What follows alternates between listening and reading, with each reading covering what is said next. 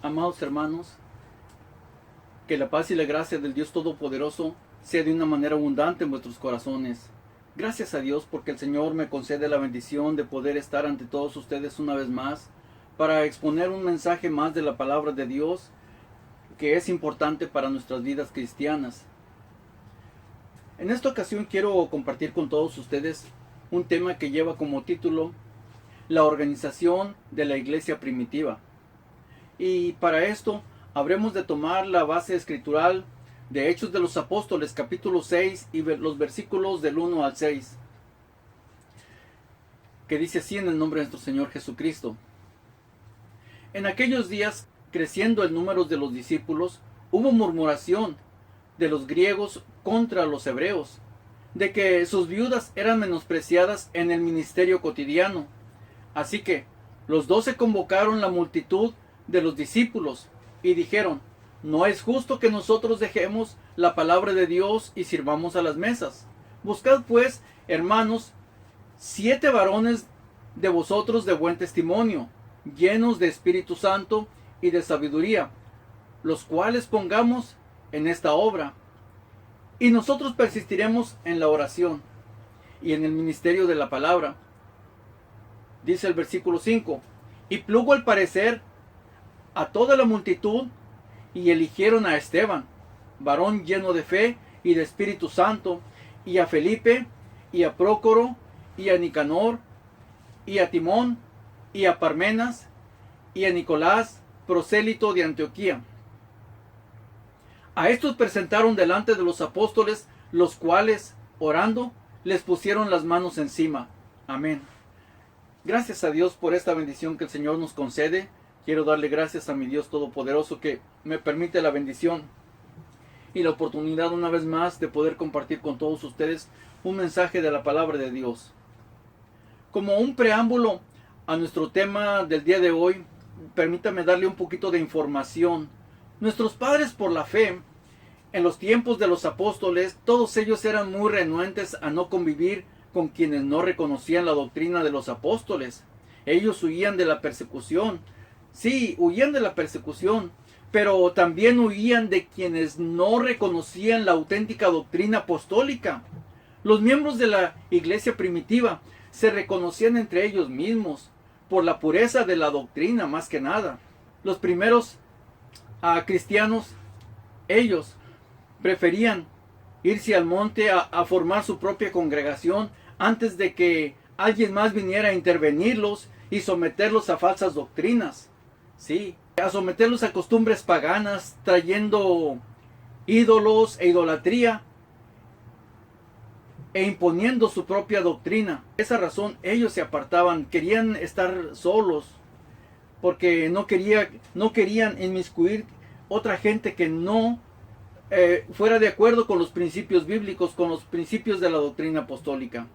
Bueno, y por si usted no lo sabía, los primeros cristianos, nuestros auténticos padres por la fe, ellos preferían vivir en el monte, entre las cuevas, para vivir y preservar los principios de la única y auténtica fe cristiana. Amén. Y precisamente de ahí viene el dicho muy popular de la gente, este dicho que es muy conocido de nosotros: más vale solos que mal acompañados. Obviamente de ahí viene este dicho. Es un dicho que salió de los primeros cristianos. Más vale solos que mal acompañados, obviamente, porque ellos siempre procuraban estar solos para preservar la doctrina cristiana. Sigamos. Nuestros padres por la fe, pertenecientes a la iglesia primitiva en tiempos de los apóstoles, cuando se vieron en crecimiento, muchos de ellos se fueron a refugiar en la Capadocia, lugar en el desierto de Armenia actualmente. Sí, allá se fueron. Esto es allá en Europa. Y el apóstol Pedro sabía muy bien que ellos vivían y se congregaban en pleno desierto, en cuevas de piedra caliza, cuevas que se yerguen hacia arriba en forma cónica, y a la vez cuevas subterráneas tipo hormiguero. Y cuando alguien de afuera venía a atacarlos, ellos tapaban las cuevas con rocas que solo por dentro podían ser removidas. De esa manera ellos se protegían.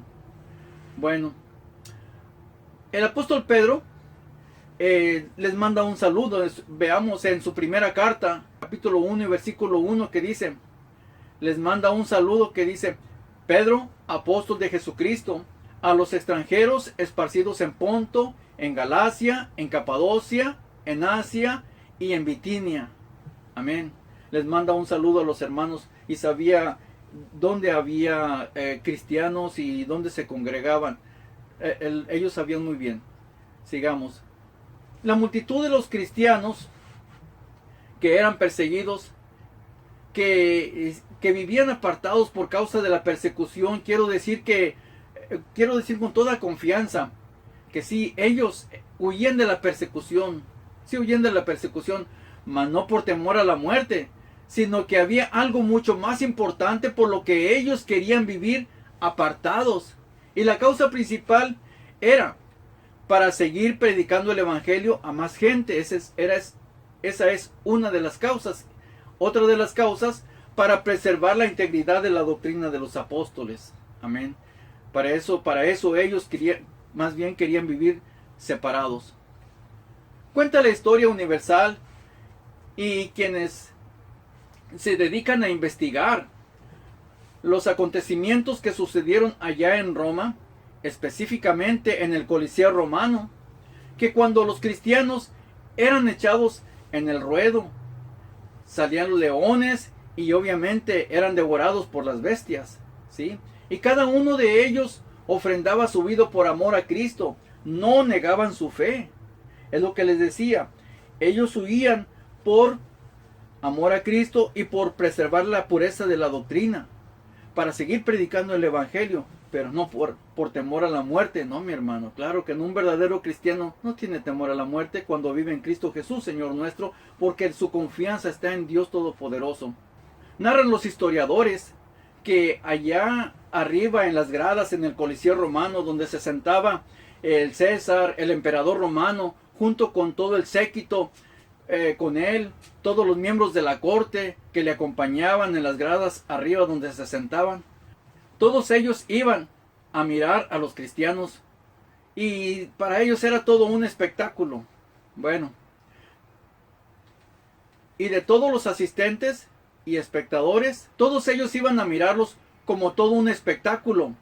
Pero cuando este acontecimiento se llevaba a cabo, cuando eran echados los cristianos al Coliseo, repentinamente sucedía algo inesperado, algo asombroso a ojos de todos los asistentes y espectadores. Algo sucedía.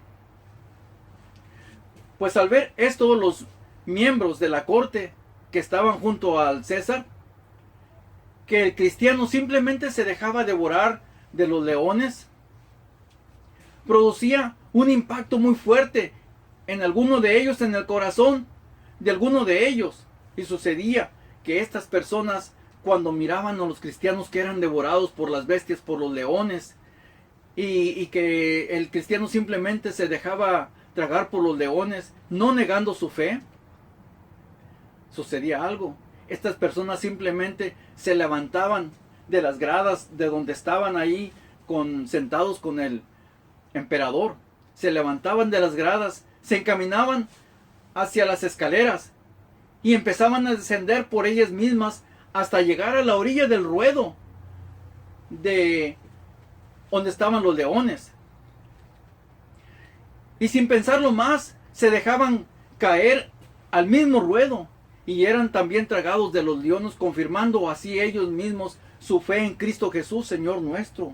Esto narran los historiadores que sucedía algunas ocasiones, no de todos, pero algunos que eran movidos, eran tocados por ese acontecimiento de ver a los cristianos que no negaban su fe y ofrendaban su vida por amor a Cristo.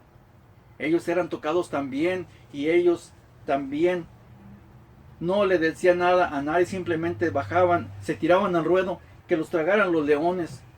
Bendito sea Dios Todopoderoso. Esto es cierto, aconteció en tiempos de la iglesia primitiva. Bendito sea mi Señor Jesucristo. Por ahí un historiador dice que un historiador llamado, un personaje llamado Tértulo, él dijo que la sangre de los mártires es la semilla de nuevos cristianos. Bendito sea mi Señor Jesucristo, porque cada vez que un cristiano ofrendaba su vida, se levantaban 10 cristianos más. De manera que nunca podían acabar con los cristianos, y la iglesia iba creciendo y creciendo y creciendo más, porque es verídica, es verdad, un sacrificio que hizo nuestro Señor Jesucristo por todos nosotros. La honra y la gloria sea para nuestro Dios Todopoderoso. Estos acontecimientos son el vivo ejemplo de una fe genuina, una fe sin fingimiento, la cual es digna de recordar en memoria de los primeros cristianos pertenecientes a la iglesia primitiva. La honra y la gloria sea para nuestro Señor Jesucristo. Bueno, después de considerar un poquito algo de historia de nuestros padres por la fe, sigamos con el tema, la organización de la iglesia primitiva. Los primeros cristianos procuraban vivir apartados. La Escritura nos da testimonio que ellos preferían tener sus reuniones de servicio a Dios en la casa de algún hermano, por la privacidad que había, y evitar gente que no simpatizaba con la doctrina, para poder conservar la integridad de la doctrina de los apóstoles. Esto era lo que los motivaba a huir, a separarse, más que nada. No era necesariamente por temor a la muerte. Ya vemos que ellos ofrendaban su vida para cuando así era necesario. Bendito sea el Dios Todopoderoso. La honra y la gloria sea para nuestro Dios. Porque si leemos nosotros este inconveniente, es precisamente lo que nos advierte el apóstol San Pablo en su segunda carta a los Corintios, capítulo 11 y versículos del 18 al 20, que nos dice de la siguiente manera: pues que muchos se glorían según la carne, también yo me gloriaré. Porque de buena gana toleráis los necios, siendo vosotros sabios. ¿Por qué toleráis si alguno os pone en servidumbre? Si alguno os devora, si alguno toma, si alguno se ensalza, si alguno os hiere en la cara. Fíjese bien, sí, el apóstol Pablo nos pregunta: ¿por qué toleráis si alguno os pone en servidumbre? Porque de buena gana toleráis a los necios. Le dice a la iglesia: de buena gana toleráis a los necios, siendo vosotros sabios. Así que no se preocupe más, mi hermano, no se preocupe más por esta situación, porque la iglesia reunida en asamblea es la que tiene la máxima autoridad para la toma de decisiones, y que nadie ponga en servidumbre a la congregación, quien es la que tiene la autoridad dentro de una iglesia. Una iglesia congregada, junta en asamblea, es la máxima autoridad en la organización. Bendito sea el nombre del Dios Todopoderoso. Veamos cómo es esto, o por qué las cosas son así, porque esto es la ley de nuestro Señor Jesucristo y lo que Él nos dejó para nosotros en la palabra de Dios. Veamos.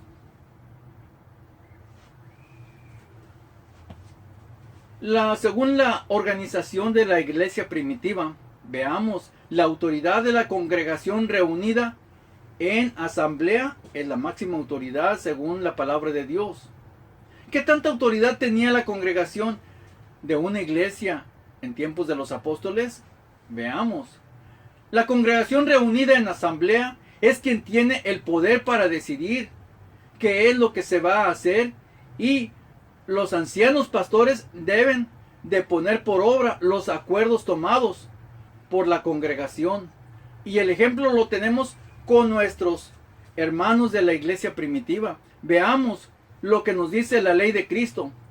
Precisamente en la escritura de base, Hechos de los Apóstoles, capítulo 6 y versículos del 1 al 6, que nos dice de la siguiente manera: en aquellos días, creciendo el número de los discípulos, hubo murmuración de los griegos contra los hebreos, de que sus viudas eran menospreciadas en el ministerio cotidiano. Así que los 12 convocaron a la multitud de los discípulos Fíjese bien, los 12 están al frente y convocan a la multitud de los discípulos y le dijeron: no es justo que nosotros dejemos la palabra de Dios y sirvamos a las mesas. Sí, la palabra de Dios nos testifica que los 12 apóstoles convocan a la multitud de los discípulos, es decir, convocaron a la congregación y les dijeron: buscad pues, hermanos, 7 varones de vosotros de buen testimonio, llenos de Espíritu Santo y de sabiduría, los cuales pongamos en esta obra, y nosotros persistiremos en la oración y en el ministerio de la palabra. Dice el versículo 5: y plugo el parecer a toda la multitud, y eligieron ¿a quién eligieron? Fíjese bien, a Esteban, varón lleno de fe y de Espíritu Santo, y a Felipe, y a Prócoro, y a Nicanor, y a Timoteo, y a Parmenas, y a Nicolás, prosélito de Antioquía. Y luego, una vez que los eligieron, dice: a estos presentaron delante de los apóstoles, los cuales orando les pusieron las manos encima. Amén. Fíjese bien cómo dice la Escritura: y plugo el parecer a toda la multitud, y eligieron a. Entonces, no dice la Escritura: y plugo el parecer de los 12 apóstoles. No, así no dice la Escritura. La libertad de la congregación para elegir no significa que unos pocos líderes religiosos lleguen a la iglesia y le hagan saber a la congregación y le digan: desde ahora va a ser este vuestro pastor. No, mi hermano, nada de eso. Bíblicamente y según la regla establecida en la iglesia primitiva, la misma congregación,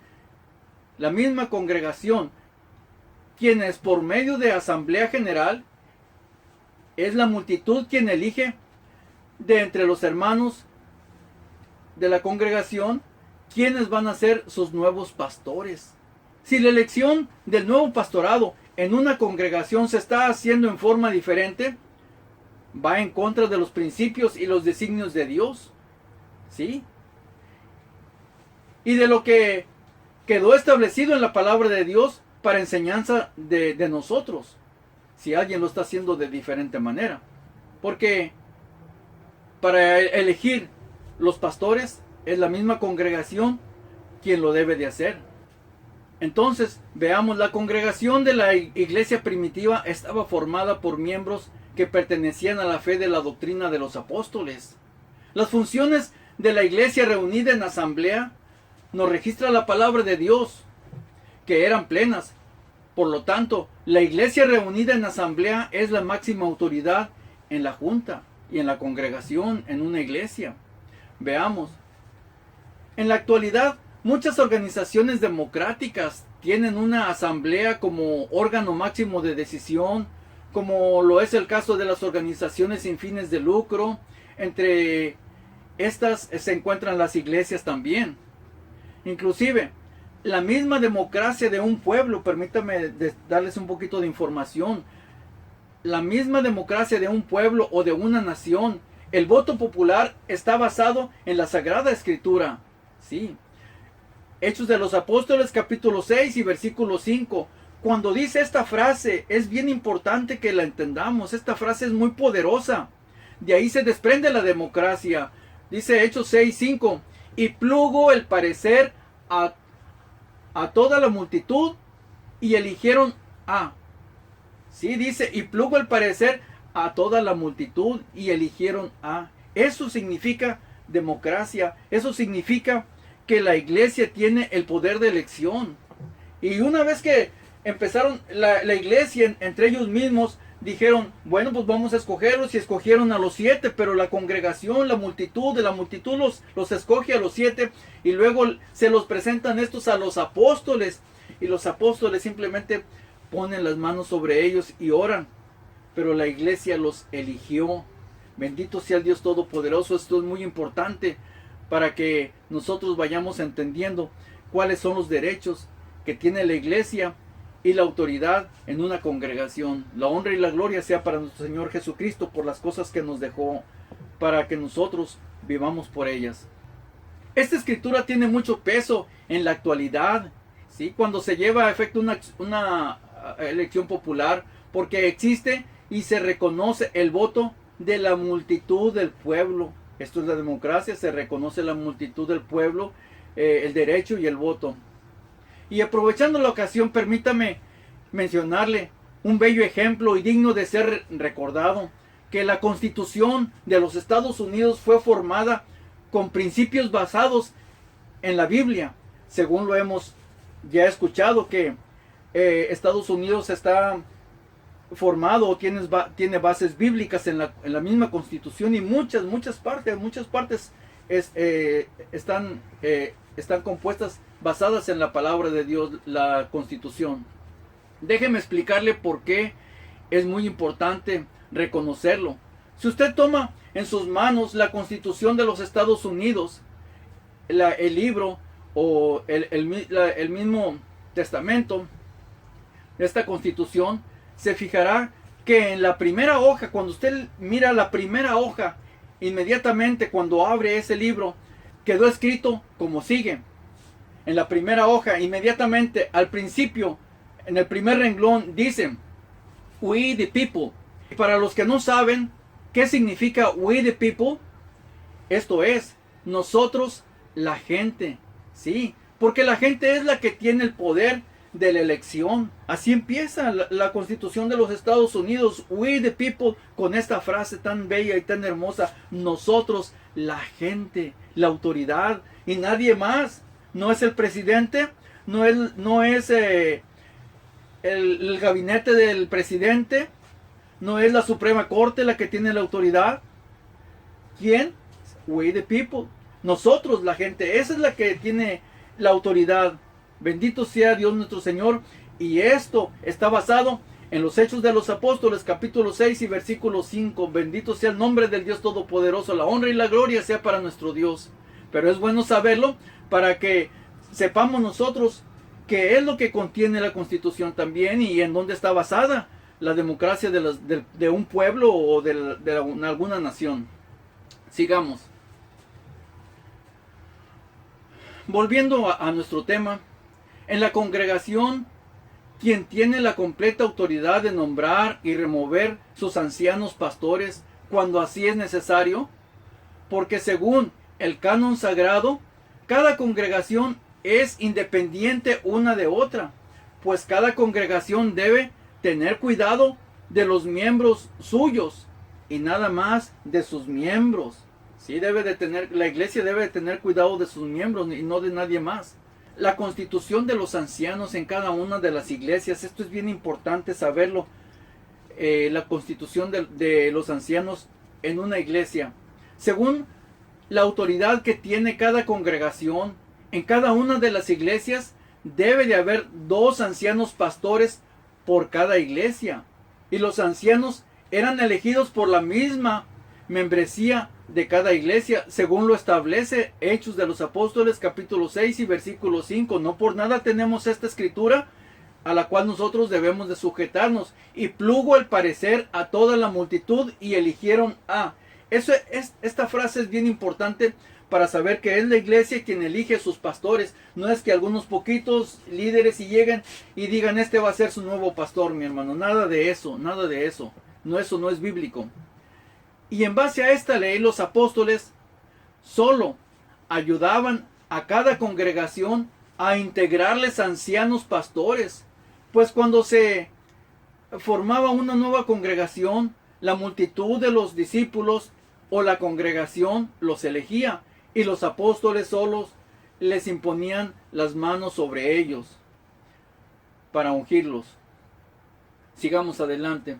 En Hechos de los Apóstoles, en la carta apostólica, Hechos de los Apóstoles, capítulo 14 y versículo 23 nos dice: y habiéndoles constituido, fíjese bien, y habiéndoles constituido ancianos en cada una de las iglesias, y habiendo orado con ayunos, los encomendaron al Señor, en el cual habían creído. Sí, la palabra de Dios nos testifica que habiéndoles constituido ancianos. ¿Pero qué significa esta frase? Habiéndoles constituido ancianos. Esto es plural, habiéndoles constituido ancianos, es plural, habla de dos. No dice habiéndole constituido anciano, no, dice habiéndoles constituido ancianos, que es plural. Y luego dice, en cada una de las iglesias, en cada una, singular, mi hermano, singular. O sea que habla de dos pastores, por lo menos, dos pastores en una iglesia. Por eso hace la diferencia. Creo que debemos de entender que es plural y singular, mi hermano. Esto significa dos ancianos pastores por cada iglesia. Singular y plural son principios básicos de gramática, mi hermano. Nos tendremos que regresar a la escuela primaria para tener que diferenciar entre plural y singular. No vamos a entender, hermanos, bendito sea Dios Todopoderoso. Son dos ancianos pastores por iglesia en una sola iglesia. Sigamos. La palabra constituir es un verbo transitivo, es decir, que solo va de paso. Y es precisamente lo que los apóstoles hacían solamente. Ellos ayudaban a cada una de las iglesias a integrar ancianos y a la iglesia que así lo necesitara. Pero, ¿quién realmente elegía a los ancianos pastores? ¿Era la multitud de los discípulos o la congregación bajo libre elección? Bendito sea mi Señor Jesucristo. Dice la Escritura, y habiéndoles constituido ancianos, permítame decirles, ¿qué significa constituido? Y habiéndoles constituido ancianos, ¿qué significa constituido? Constituido viene de la palabra constituir, de lo cual les voy a dar tres acepciones diferentes. Constituir, dar forma a las partes o integrar los elementos de un organismo o un cuerpo. Número 2, constituir, es organizar una sociedad.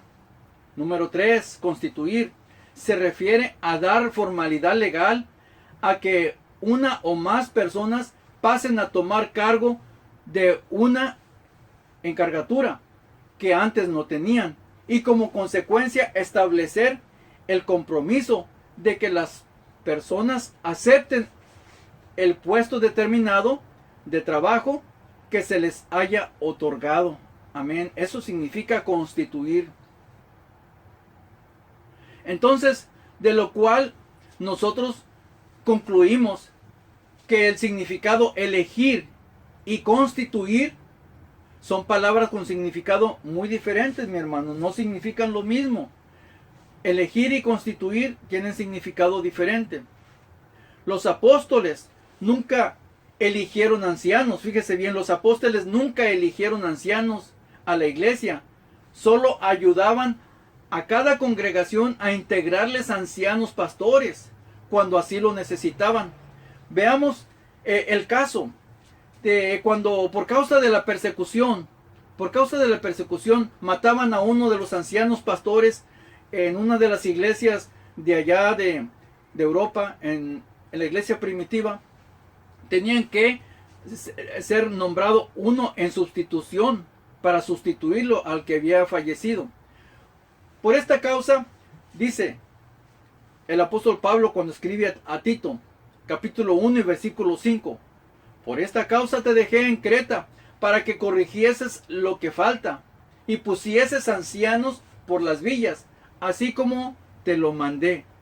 ¿Qué le mandaría el apóstol San Pablo a Tito, que hiciera las cosas diferentes? No, mi hermano, en ninguna manera. Así como está escrito, es lo que le mandó el apóstol San Pablo. Así como está escrito, así le mandó a Tito que pusiera ancianos en las villas, en cada una de las iglesias.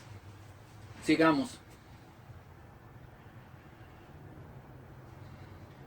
Pero, ¿cuál sería la manera en que Tito recibió las órdenes del apóstol Pablo para ordenar ancianos por las villas?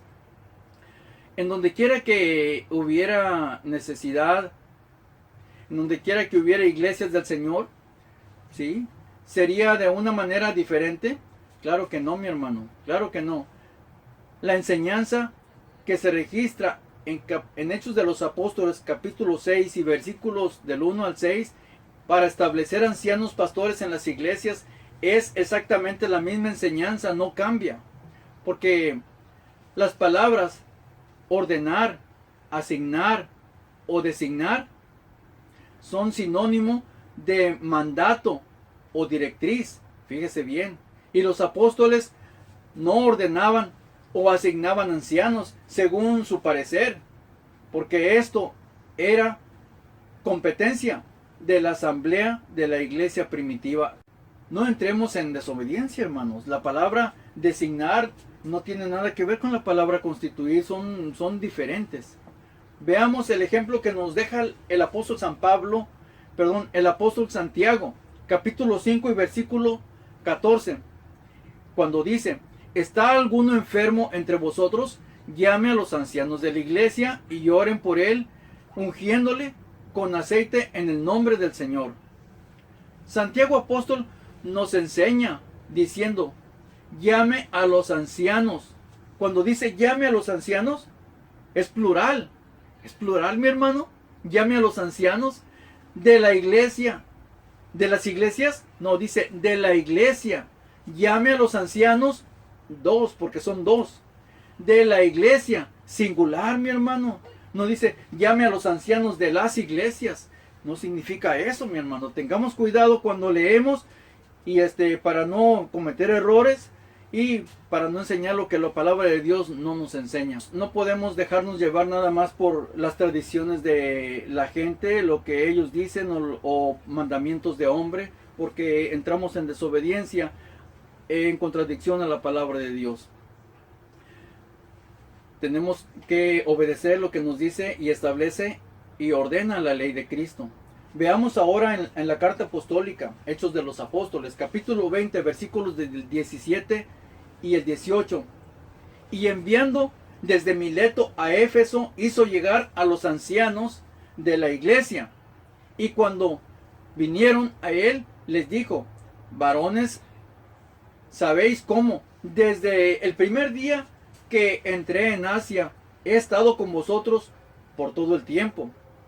Sí, cuando los manda a traer a los ancianos de Éfeso el apóstol San Pablo, cuando el apóstol San Pablo llama a los ancianos pastores de la iglesia de Éfeso, fue con el propósito de despedirse de ellos y de la iglesia. Veamos qué dice, qué es lo que nos dice la Escritura. Hizo llamar a los ancianos, es plural.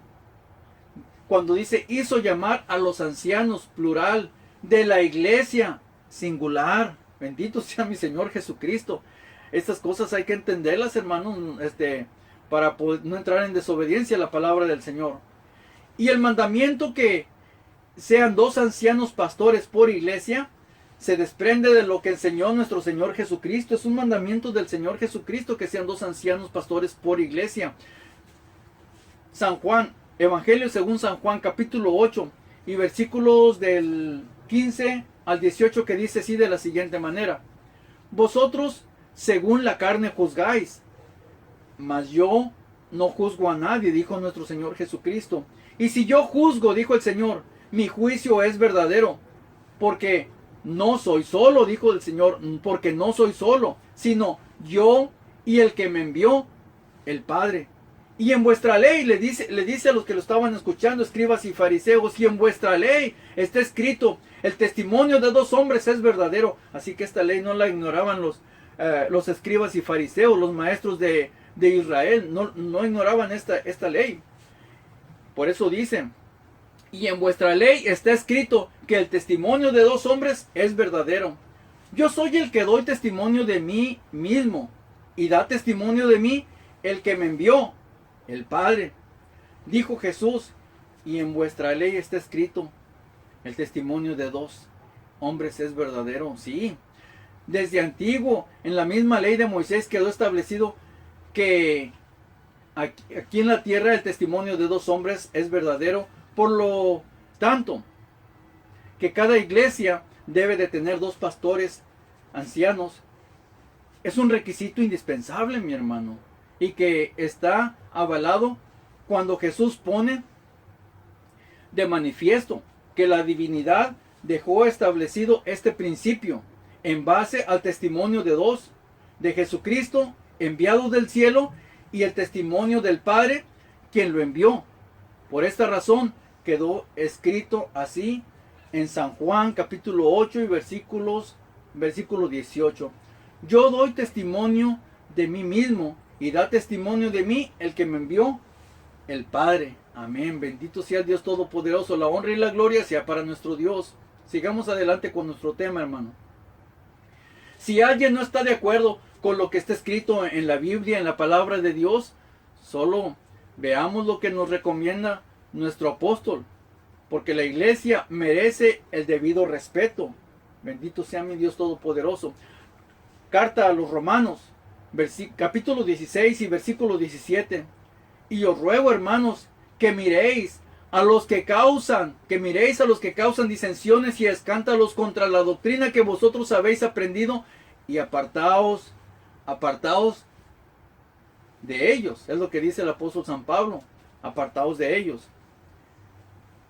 Y a causa de los que causan disensiones y escándalos contra la doctrina, los hermanos de la iglesia primitiva preferían hacer sus reuniones para el servicio de Dios en casas particulares y evitar a los que causan disensiones y escándalos contra la doctrina. Dice que vosotros habéis aprendido. Y cuando el apóstol Pablo manda saludos en su carta a Filemón, fíjese bien, cuando el apóstol Pablo manda saludos en su carta a Filemón, hace referencia a la iglesia que estaba en casa del hermano Filemón. Carta a Filemón, capítulo único, versículos 2 y 3. Y a la amada Apia y a Archipo, compañero de nuestra milicia, y a la iglesia que está en tu casa, gracia a vosotros y paz de Dios nuestro Padre y del Señor Jesucristo. Amén. Así es.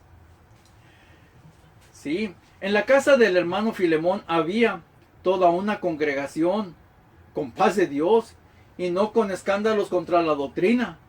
Había una congregación con paz de Dios, y esta es la razón principal por la cual los cristianos querían vivir ellos siempre separados, apartados, para evitar malas compañías, como hace rato les dije, como dice el dicho de la gente, más vale solos que mal acompañados. Bueno, esa es la razón por la cual ellos procuraban siempre apartarse, siguiendo las indicaciones del apóstol San Pablo. Sigamos. Judas apóstol nos da información y pone en alerta a la iglesia que desde aquel tiempo hubo hombres malintencionados que entraron como miembros a la iglesia, pero solo para negar a Dios. Veamos cómo es esto. Judas apóstol nos pone en alerta a que ciertos hombres habían entrado encubiertamente entre la congregación de la iglesia, convirtiendo la gracia de Dios en disolución. Judas, carta del apóstol Judas, capítulo 1 y versículo 4. Porque algunos hombres han entrado encubiertamente, los cuales desde antes habían estado ordenados para esta condenación, convirtiendo la gracia de nuestro Dios en disolución y negando a Dios, que solo es el que tiene dominio, y a nuestro Señor Jesucristo. Bendito sea mi Señor Jesucristo, bendito sea Dios. Pero ¿qué significa disolución? Disolución significa anulación de un vínculo y disgregación de una reunión de personas. Otra acepción de la palabra disolución es la ruptura de los vínculos existentes entre las partes que lo integran. Una más, disolución, relajación de las costumbres de la vida cristiana y rompimiento de los vínculos con Dios. Eso es disolución. Bendito sea mi Señor Jesucristo. Ese es un pecado mayor, hermano. Un pecado, prácticamente se puede decir un pecado de muerte, la disolución. Estos hombres se hicieron pasar como hermanos, en otras palabras. Para que nadie sospechara de ellos, entraron encubiertamente, convirtiendo la gracia de nuestro Dios en disolución y negando a Dios, que solo es el que tiene dominio, y a nuestro Señor Jesucristo, los cuales desde antes habían estado ordenados para esta condenación. Siempre lo ha habido, y esos hombres los miraron los apóstoles. No pasó desapercibido. Los apóstoles miraron cuando estas personas entraron.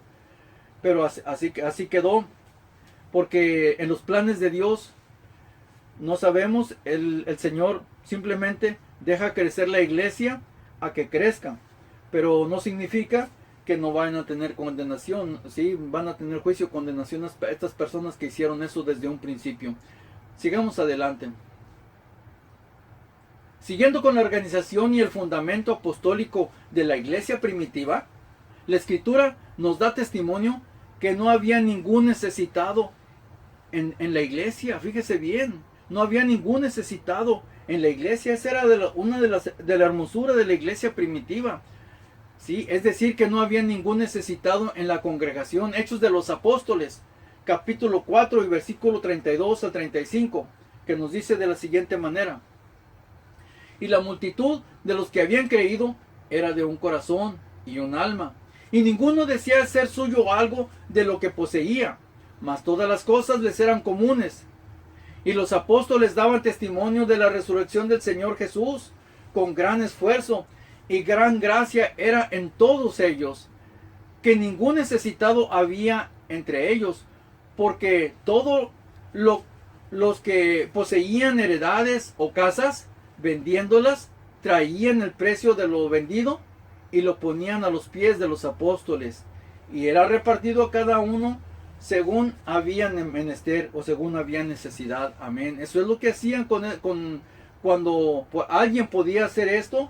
No significa que en la actualidad alguien tenga que vender su casa para traer lo que sacó y quedarse sin casa. No se trata de eso, mi hermano. Se trata cuando hay la oportunidad y se puede cuando la persona está holgada económicamente. Está en decisión propia hacerlo o no hacerlo. Pero a nadie se le obliga a nada, mi hermano. Ellos lo hacían espontáneamente porque podían hacerlo. Bueno, sigamos. Amado hermano, le pregunto ahora, ¿conoce usted algún hermano que se encuentre en pobreza y necesidad dentro de la iglesia? Bueno, en nuestra amada iglesia primitiva no había ningún necesitado. Pero, ¿por qué no había ningún necesitado? Veamos 4 importantes aspectos de la ley de Cristo en la organización de la iglesia primitiva, de lo cual todos compartían de los beneficios económicos que había en la congregación, de los fondos que se reunían. Todos eran beneficiados. ¿Quiénes son esos todos? Veamos cómo está escrito. Número 1, esta es la regla, la base, la ley de Cristo. Número 1, ninguno decía ser suyo algo. Ninguno decía esto es mío, no. Ninguno decía ser suyo algo. Número 2, todas las cosas les eran comunes porque era como una comunidad que estaban para ayudarse. Número 3, ningún necesitado había entre ellos. Qué hermosura, qué bendición, qué amor al prójimo. Ahí se notaba el amor al prójimo, que se ayudaban. Número 4, era repartido a cada uno según había menester. Esa es la regla de la iglesia primitiva. Eso era lo que hacía con esos fondos, y cada iglesia tenía cuidado de los suyos. Es lo que yo les decía, cada iglesia debe de tener cuidado de los suyos. Así que, mi hermano, los beneficios económicos de una iglesia le pertenecen a los miembros de su congregación. Por lo tanto, las ofrendas recaudadas de cada congregación debe de ser administrado por miembros de su misma congregación y para el beneficio de sí misma. Y esta orden está basada en el principio de la caridad.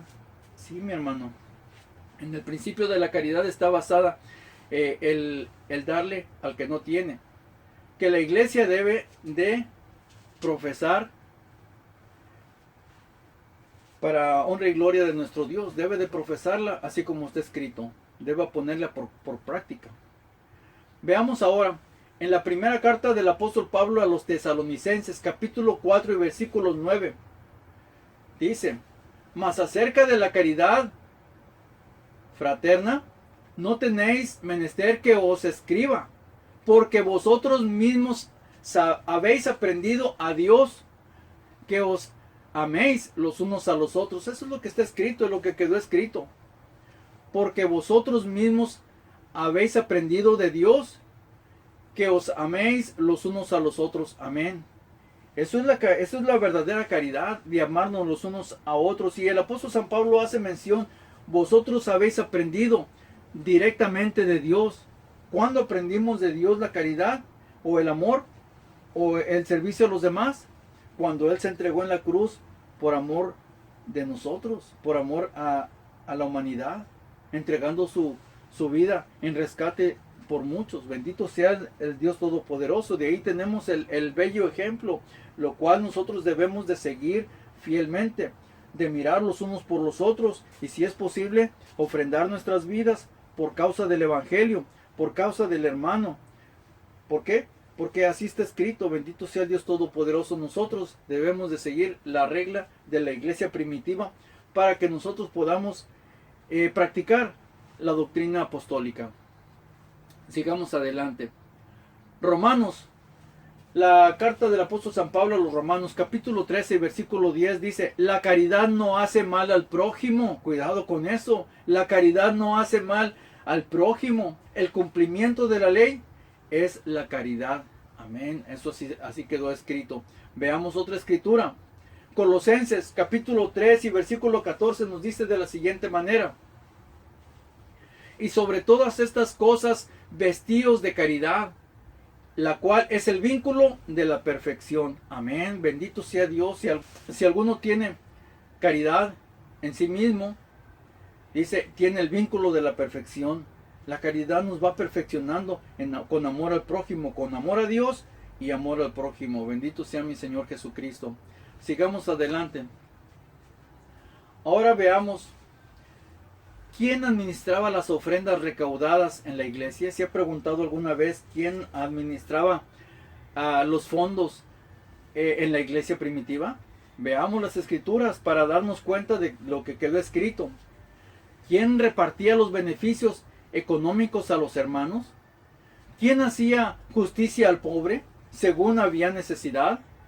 Muy buenas preguntas, mi hermano, son muy buenas preguntas. Y cualquiera podría decir, bueno, creo que lo administraba y lo repartía el pastor de la iglesia. Eso es lo primero que se nos pudiera ocurrir. No, mi hermano, nada de eso. Porque la iglesia primitiva nos da un ejemplo a seguir muy hermoso, muy bonito y digno de poderlo considerar en esta ocasión. No eran ellos los que repartían los pastores, no eran ellos los que repartían los beneficios a los hermanos. Yo le voy a decir quién administraba los fondos de la iglesia y repartía a cada uno según había necesidad. Veamos, según la organización de la iglesia primitiva y de lo que está escrito y el ejemplo que tenemos, la administración económica quedó establecida en la iglesia del Señor. ¿Sí? Quedó establecida de la siguiente manera. Podemos leer que el apóstol Pablo dejó la forma de administración económica para que por esta se rigiera la economía de una iglesia, y de esta forma de administración quedó en manos de una familia que el apóstol San Pablo nos da a conocer, a quien el apóstol San Pablo recomienda de una manera muy especial. A esta familia se llama esta familia la casa de Estéfanas. La casa de Estéfanas. La casa de Estéfanas no se refiere a la hermana Estéfanas, no es una hermana. La casa de la familia Estéfanas es un hermano. Vamos a dar lectura a la escritura. ¿Quién era esta familia? La casa de Estéfanas. Primera los Corintios, capítulo 1 y versículo 16, que dice, y también bauticé la familia de Estéfanas, mas no sé si he bautizado algún otro, porque no me envió Cristo a bautizar, sino a predicar el evangelio, no en sabiduría de palabras, porque no sea hecha vana la cruz de Cristo. Amén.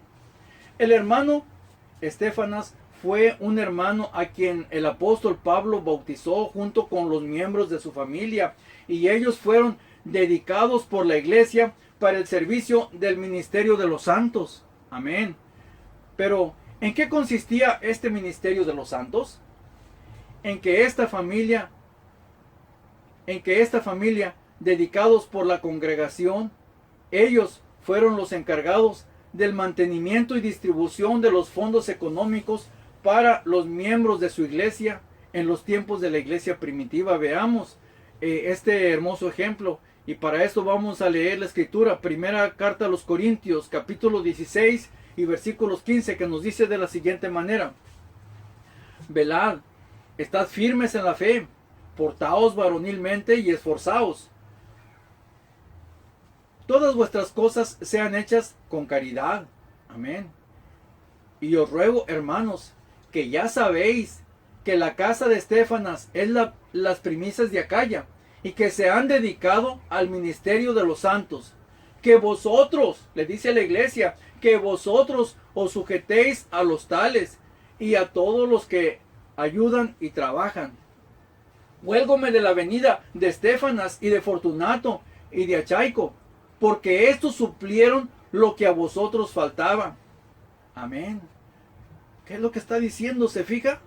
Otra vez. Huélgome de la venida de Estéfanas y de Fortunato y de Achaico, porque estos suplieron lo que a vosotros faltaba. Cuando dice, porque estos suplieron lo que a vosotros faltaba, ¿de quiénes está hablando? Cuando dice vosotros, bueno, está hablando ustedes, vosotros, eso significa vosotros, ustedes y yo. No solamente de decir vosotros es a ustedes, no, sino también se incluía el apóstol San Pablo. Y luego dice, porque recriaron mi espíritu y el vuestro, reconoced pues a los tales. Bendito sea Dios, allí está. Porque recriaron mi espíritu y el vuestro. Sí, también a él le compartieron, le dieron al apóstol San Pablo y le dieron a la iglesia. Reconoced pues a los tales. Es un mandato, es una orden del apóstol San Pablo. Reconoced a los tales. Los deja encargados el apóstol San Pablo a esta familia, la casa de Estéfanas y su familia. Y luego sigue diciendo, las iglesias de Asia os saludan. Las iglesias de Asia os saludan.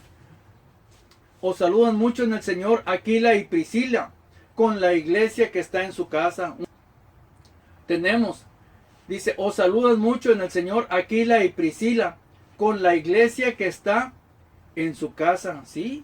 Se acostumbraba también en esos tiempos a tener una congregación en casa de los hermanos. ¿Por qué? También por lo mismo, por las cosas que ya hemos considerado. Sigamos adelante. Por esta razón, el versículo 17 dice, huélgome de la venida de Estéfanas y de Fortunato y de Achaico, porque estos suplieron lo que a vosotros faltaba. Ellos se dedicaban al ministerio de los santos. Eso era, que ellos eran los que administraban los fondos. Como podemos ver, hermano, Estéfanas y su familia fueron dedicados por asamblea para este servicio, y por orden del apóstol Pablo manda a la iglesia que todos se sujeten a ellos. Dice, todos que se sujeten a ellos y a los que ayudan y trabajan en esta labor. Y les dice que los reconocieran también, que los reconocieran en este ministerio. Bendito sea mi Señor Jesucristo. Esas son las cosas que tenemos que aprender, las cosas que quedaron escritas para nuestra enseñanza, para que nosotros las practiquemos en la actualidad. Esta familia consagrada al ministerio de los santos, ellos celosamente administraban estos fondos para el beneficio de los miembros de la congregación de los Corintios, y no para dárselos a otra comisión o que se los llevaran los fondos para otra gente. Nada de eso, mis hermanos. Era estrictamente para los miembros de su congregación. El apóstol Pablo les hace saber también a los corintios que las iglesias de Asia les mandan saludar, pero les mandan saludar solamente, nada más. O saludan todas las iglesias de Asia. Es lo que dice el apóstol San Pablo en su carta. Pero no tenían ninguna obligación de mandarles ningún dinero, ninguna ayuda a las iglesias de Asia, ninguna ayuda económica, porque cada iglesia era independiente una de otra, con su propia administración cada iglesia, para que cada iglesia tenga cuidado de los suyos, de los necesitados. Bendito sea mi Señor Jesucristo, la honra y la gloria sea para nuestro Dios, hermanos. Necesitamos entender y obedecer a lo que nos dice la palabra de Dios. Sigamos. Una de las características que reunía el hermano Estefanas y su familia era una característica muy especial. No por nada la iglesia los elige. Era de que la iglesia los reconocía por su integridad y ajenos a la avaricia. Según como veamos las recomendaciones del apóstol San Pablo en su primera carta a Timoteo, capítulo 3 y versículo 3, que nos dice de la siguiente manera: que los que se eligen al ministerio, dice, no amador del vino, no heridor, no codicioso de torpes ganancias, sino moderado, no litigioso, ajeno de avaricia. Y eso es una característica muy especial que debe de haber en cada ministro, en cada encargado de iglesia, en cada siervo de Dios, ajeno de avaricia. Sigamos. Primera carta a los tesalonicenses, capítulo 3 y versículos 4 y 5 nos dice de la siguiente manera: sino según fuimos aprobados de Dios para que se nos encargase el evangelio. Así hablamos, no como quien agrada a los hombres, sino a Dios, el cual prueba nuestros corazones, porque nunca fuimos lisonjeros en la palabra, como sabéis, ni tocados de avaricia. Dios es testigo. Estas características especiales debe haber en todo siervo de Dios, no tocados de avaricia, hermano. Bendito sea mi Señor Jesucristo. ¿Dónde iremos a dar con estas malas actitudes, con estas malas prácticas? Bendito sea mi Señor Jesucristo. Sigamos adelante. Como explica el apóstol San Pablo, todos ellos fueron aprobados de Dios para que se les encargara la predicación del evangelio, y afirma el apóstol: y así hablamos en todas las iglesias, así enseñamos. Amén. Hoy en día la iglesia tiene el poder económico de dar. Amén. La congregación es el que tiene el poder económico de dar, de contribuir, de aportar, y también tiene la libertad de hacerlo a quien así tenga necesidad, pues está escrito en la segunda carta del apóstol Pablo a los Corintios, capítulo 9 y versículo 7, nos dice de la siguiente manera: cada uno dé como propuso en su corazón, no con tristeza o por necesidad, porque Dios ama al dador alegre. Así es, cada uno dé como propuso en su corazón, y no como le propusieron. No dice y cada uno dé como le propusieron, no, mi hermano. Pues la iglesia de hoy en día hace sus aportaciones de acuerdo a lo que nos fue establecido en las Sagradas Escrituras. Sí, lo que está escrito son las costumbres que nosotros debemos de tener para ponerlas por práctica. En todo el Nuevo Testamento no hay ninguna escritura que obligue al cristiano a dar dinero, porque todo es por fe, y lo que la iglesia aporta es según la voluntad de cada hermano. Así que en la iglesia no se debe de exigir aportaciones a nadie, no se debe de exigir nada a nadie. Todo es voluntario. Por eso la regla de la iglesia primitiva nos dice: cada uno dé como propuso en su corazón, no con tristeza o por necesidad, porque Dios ama al dador alegre, sino todo de buena voluntad, nada exigido, mi hermano. Bendito sea el nombre del Dios Todopoderoso. Las ofrendas que aportaba la congregación, según el ejemplo de la iglesia primitiva, se clasifican en 3 aportaciones, y estas eran para diferente uso, que son las siguientes. La primera aportación que veremos son las ofrendas. Segunda aportación, colectas. Otra aportación, las limonas. Veamos un ejemplo de cada una de estas que nos enseña la palabra de Dios. Dice: cada una de estas aportaciones tiene su aplicación. Y a continuación vamos a ver el ejemplo de cada una de ellas para que tengamos conocimiento de cómo las cosas se deben de hacer. Hechos de los Apóstoles, capítulo 24, versículos del 16 al 20, que nos dice de la siguiente manera: Y por tanto, procuro yo tener siempre conciencia sin remordimiento acerca de Dios y acerca de los hombres. Mas pasados muchos años, vine a hacer limosnas a mi nación y ofrendas. Cuando dice vine a hacer limosnas a mi nación, sí, vino a hacer limosnas. El mismo apóstol San Pablo dice, vine a hacer limosnas al pueblo de Israel. Esa era la nación del pueblo de Israel. La nación del apóstol Pablo. Vine a hacer limosnas a mi nación y ofrendas. Cuando me hallaron purificado en el templo, no con multitud ni alboroto, unos judíos de Asia, los cuales debieron comparecer delante de ti y acusarme si contra mí tenían algo, dice el apóstol San Pablo. Y oigan estos, le dice el apóstol San Pablo, y oigan estos mismos si hallaron en mí alguna cosa mal hecha cuando estuve en el concilio. El apóstol San Pablo se defiende porque lo acusaban de cosas mentirosas, lo querían acusar con engaño al apóstol San Pablo. Solamente cuando había una necesidad de ayuda a los hermanos de otra comunidad, entonces era cuando se hacían colectas. Sí, cuando había una necesidad en otra comunidad o en otra iglesia, era cuando se hacían colectas para ayudar a los hermanos de otra iglesia o de otra comunidad, pero de las mismas iglesias de Dios en Cristo Jesús. Sigamos. Veamos el ejemplo. Carta del apóstol San Pablo a los romanos, el capítulo 15 y versículos del 25 al 30, que dice así: mas ahora parto para Jerusalén a ministrar a los santos, porque Macedonia y Acaya tuvieron por bien hacer una colecta para los pobres de los santos que están en Jerusalén.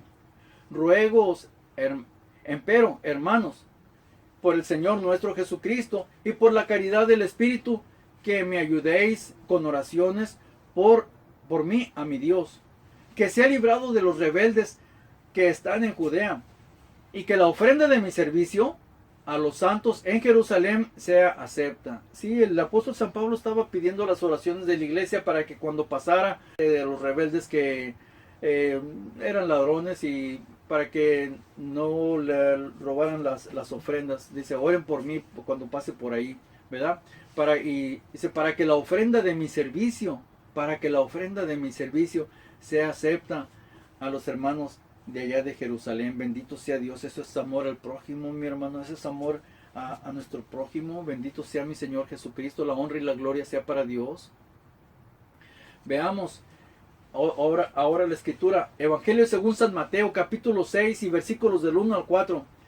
Mirad que no os hagáis vuestra justicia delante de los hombres. Es el otro ejemplo de las limosnas. Ahora, mirad que no os hagáis vuestra justicia delante de los hombres para ser vistos de ellos. De otra manera no tendréis merced de vuestro Padre que está en los cielos. Cuando pues hacéis limosnas, no hagas tocar trompeta delante de ti como lo hacen los escribas y en las sinagogas y en las plazas para ser estimados de los hombres. ¿Sí? De cierto os digo que ya tienen su recompensa. Mas, dice, y ahora la enseñanza viene de nuestro Señor Jesucristo, mas cuando tú haces limosna, no sepa tu izquierda lo que hace tu derecha, para que sea tu limosna en secreto, y tu Padre que ve en secreto, Él te recompensará en público. Amén. Así es, esta enseñanza es de nuestro Señor Jesucristo. Cuando tú pues haces limosna, dice que no sepa la mano izquierda ni lo que hace tu derecha. Y si ni siquiera la mano izquierda debe de saber lo que hace la derecha, menos el que está enfrente debe de saber lo que hace tu mano derecha. Y luego dice, entonces cuando tú haces limosna, que sea en secreto. Y mi Padre, que mira en secreto, te recompensará en público. Amén. No tienes que darle cuenta a nadie de cuando tú haces una limosna a tu hermano. Cuando tu hermano está en necesidad y quieres ayudarlo de alguna manera, ve directamente con él y comparte de lo poquito que tengas, dale, porque eso es. No todo son ofrendas para un solo propósito. No. Para eso es también las limosnas. Para un hermano necesitado, directamente ve a donde esté, a su casa, en el área donde se encuentre necesitado, si está en un hospital, ahí dale en secreto. Y mi Padre que mira en secreto estas acciones, dice, te recompensará en público. Mi Padre dijo, mi Señor Jesucristo, bendito sea mi Señor Jesucristo, la honra y la gloria sea para Él. Sigamos adelante. El apóstol Pablo hacía limosnas a los judíos de su nación. También tenemos el ejemplo de Tabita, otro ejemplo de Tabita que hacía limosnas. Hechos de los Apóstoles, capítulo 9, versículo 36. Entonces, en Jope había una discípula llamada Tabita, que si lo declaras, quiere decir Dorcas. Esta era llena de buenas obras y de limosnas que hacía. Amén. De limosnas. ¿A quién ayudaba? A los miembros de la congregación. Hacía limosnas porque ella por ahí tenía su tallercito y de lo que sacaba, pues obviamente le podía ayudar al que estaba en necesidad. Esas son las limosnas. Esas tienen una aplicación directa para el hermano que se encuentra en necesidad. Bendito sea mi Dios, lo cual debe de ser en secreto. Sigamos adelante. Hechos de los Apóstoles, capítulo 10, y ahora el versículo del 1 al 3, que nos dice de la siguiente manera: y había un varón en Cesarea llamado Cornelio, centurión de la compañía que se llama La Italiana. ¿Pero por qué hace mención que trabajaba en la compañía italiana? Bueno, porque obviamente que de ahí daba sus limosnas, de su trabajo, a los hermanos que así lo necesitaban, hacía limosnas, dice. Y había un varón en Cesarea llamado Cornelio, centurión de la compañía que se llamaba La Italiana, pío y temeroso de Dios con toda su casa, y que hacía muchas limosnas al pueblo. ¿A quién? ¿A la iglesia? ¿En las ofrendas? No, mi hermano. Y que hacía muchas limosnas al pueblo, directamente a la gente. ¿Y cómo debe de ser las limosnas? En secreto. Veamos. Y lloraba a Dios siempre. Que hacía muchas limosnas al pueblo. No dice que hacía muchas limosnas en el templo, porque la limosna es una aportación particular y en privado. Y no tiene nada, no tiene que ver nada.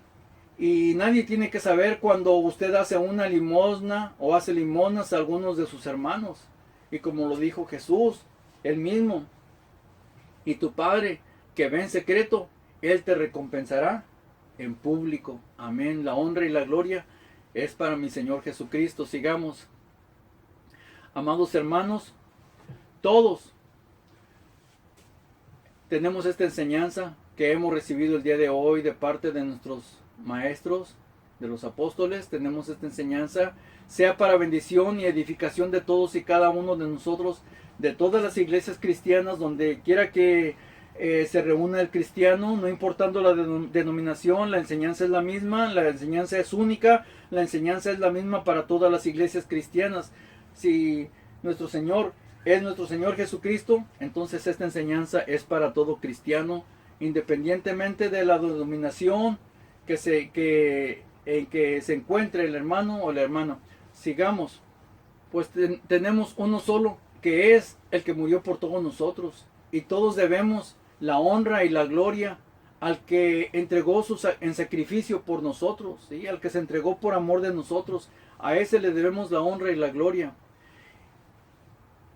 Y que si alguno no estamos haciendo bien, o las cosas no las estamos haciendo de acuerdo a lo establecido por la palabra de Dios, hagamos el esfuerzo por obedecer lo que nos muestra la palabra de Dios y los ejemplos que nos enseña, porque de esta manera cumplimos la ley de Cristo, la voluntad de Dios, por medio de las Sagradas Escrituras, que es la palabra de Dios la que nos enseña, la que nos da el alimento espiritual, la que nos da la pauta a seguir. Lámpara es a mis pies tu palabra y lumbrera a mi camino. Bendito sea el Dios Todopoderoso. Amados hermanos, en esta ocasión este es el tema que quería compartir con todos ustedes, para honra y gloria de nuestro Dios. A Dios sea la honra y la gloria para siempre. Gracias a Dios que podemos y tenemos la Escritura, la podemos considerar para bendición de la iglesia y para que todos practiquemos la sana doctrina, la cual nos es dejada por medio de las Sagradas Escrituras. Mi mejor deseo y mi mayor anhelo es que Dios les bendiga, Dios los guarde y que el Señor nos proteja siempre, ahora y siempre, y donde quiera que andemos. Dios nos cuide, Dios les bendiga, Dios los guarde y el Señor Jesucristo tenga de bendecir esta palabra que ha sido expuesta el día de hoy en cada uno de vuestros corazones para honra y gloria de Dios y bendición de nuestras almas. Dios les bendiga, hermanos, y Dios les guarde y el Señor sea con todos vosotros. Amén.